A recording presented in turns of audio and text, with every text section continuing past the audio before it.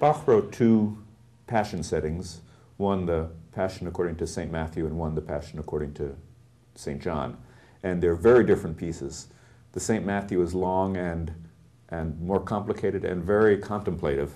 And the St. John, which came earlier, was a very dramatic piece. This reflects the nature of the two Gospels. The St. Matthew Gospel is more about parables and contemplation, and the St. John is more action-oriented. And since we've done the St. Matthew more recently and hadn't done the St. John in 24 years, we thought it was time to do this really wonderful piece. Oh, they took him away like a thief. Falsely convicted, godless throng, so what? Oh, but they laughed. Now I'm mad. Right, you have to be mad the whole time. You have this, you're in the spot of knowing what's coming, right? And how awful it is, and you're setting it up. All right, let's go on, please. It's very exciting. It deals with the really gripping drama. The story starts just before the trial of Jesus and then the crucifixion. So it's all about the action involved in the gospel story. And it's really remarkably vivid in its music, the musical portrayal of the actions. The chorus plays the part of the crowd. What accusation bring ye now against this man? Then they answered him and said unto them, If this man were not a man of God,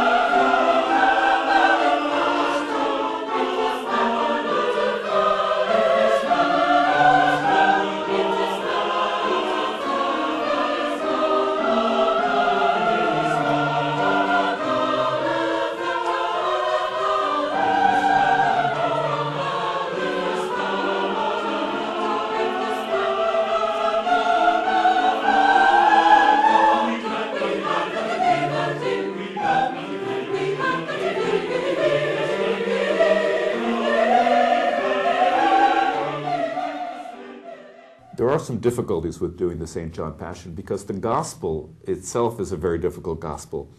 In Matthew, Mark, and Luke, the word Jews is mentioned 17 times total, but in John it's mentioned 71 times. And John seems to keep hammering at the guilt of the Jews in Jesus' crucifixion.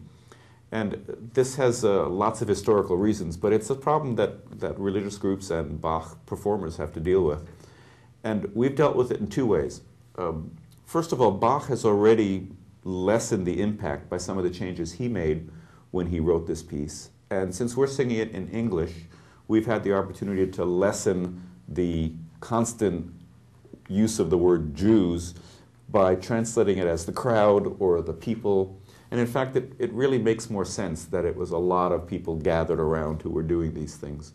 And so the English translation allows us to make that a little more palatable. I'm Jewish myself, and I can understand that kind of, the reaction to that kind of hammering when you hear over and over again, the Jews did this and the Jews did that. But I think the story is broader, and the translation helps that. And the music is wonderful, and I think we can't not do these pieces because there are problems with the text. So I think we have to find a way to solve them. And I think we've done that.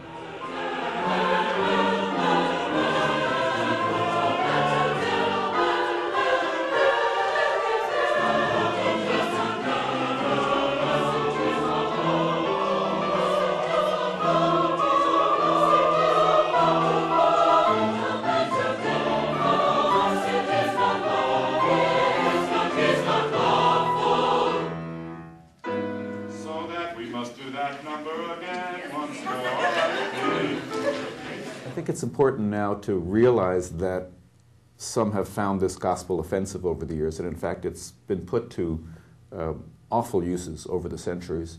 And so the way we address that, instead of not performing the piece, we are trying to educate our audience to the connection between John and then Luther and then Bach and then us. So to that end, we have a lecturer coming from Swarthmore College who is an expert precisely in this difficulty of John, Luther, Bach, and the questions of anti-Judaism. And in addition to the lecture, we have a pre-concert talk which will allow people to hear some of what I'm saying now, that there are issues to be dealt with, but we think we found a way to make it palatable.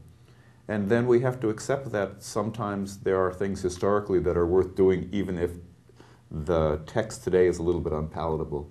And I hope that these explanations in advance and the discussion in advance make this not disturbing, but will allow Bach's really wonderful music to shine.